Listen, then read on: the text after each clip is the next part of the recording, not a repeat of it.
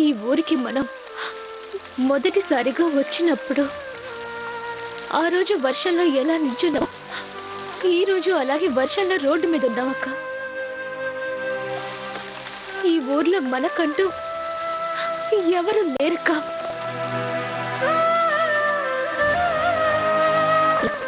మనం ఎప్పుడూ ఒకరికొకరు తోడుగానే ఉన్నాం.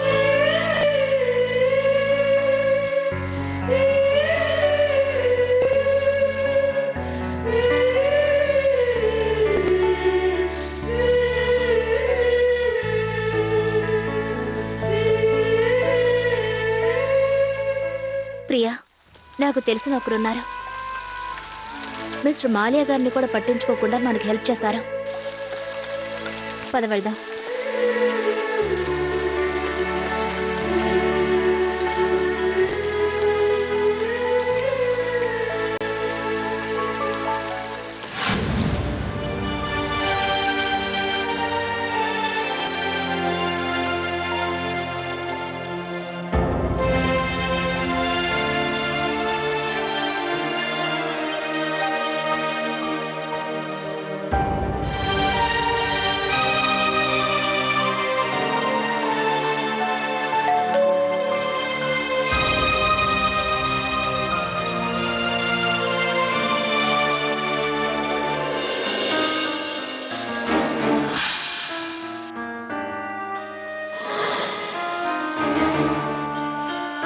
వాణి, ప్రియా,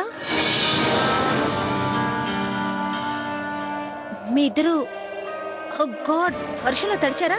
కమిన్.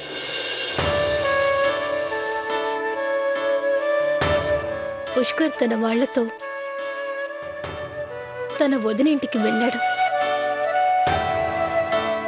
అందుకే మేమిద్దరం మీ దగ్గరికి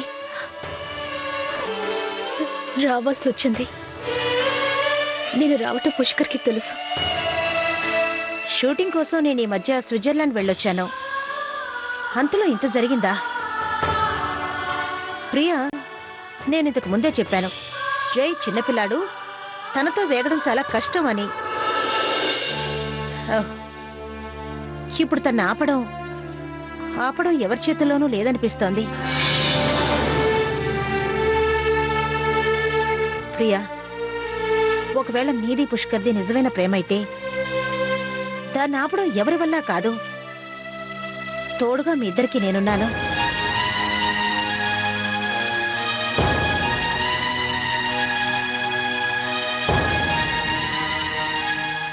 అవును వాణి, నాకు తెలుసు. జై నా స్నేహితుడు. అతన్ని నేను చాలా ప్రేమించాను కూడా. కానీ వాడు అదే ప్రేమకు అడ్డుపడితే చూస్తూ నేను ఊరుకోను. నువ్వేమీ ఆలోచించకు. ఇది నీ ఇల్లే అనుకో. నీకు ఏ సహాయం కావాలన్నా నన్ను అడుగు, నేను చేస్తాను.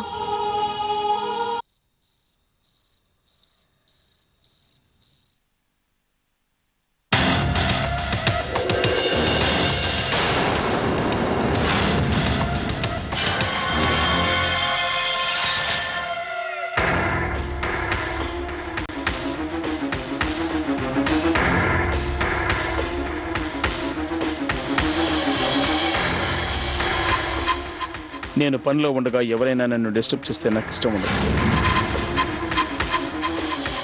నేను రాని ఇల్లు వదిలి వెళ్ళిపోవాలనుకుంటున్నా. వెళ్ళండి.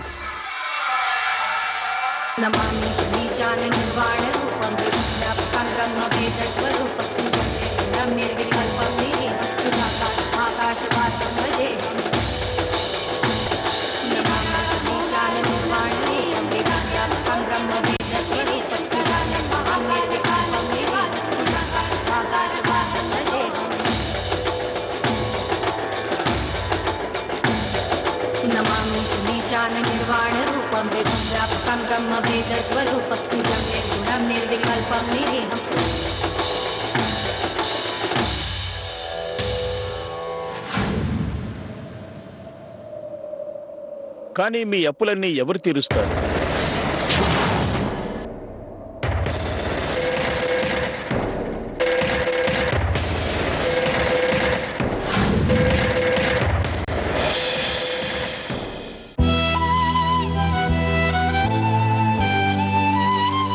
మీరు నా అప్పు తీర్చకపోతే మీరు ముగ్గురు జైలుకు వెళ్ళి అక్కడ మీ జీవితాన్ని కొనసాగించాల్సి వస్తుంది. మీ ముగ్గురు అక్క చెల్లెల్ని పుష్కర్ని ఎక్కడి నుంచి తీసుకొచ్చానో అక్కడికే వచ్చేలా చేస్తాను.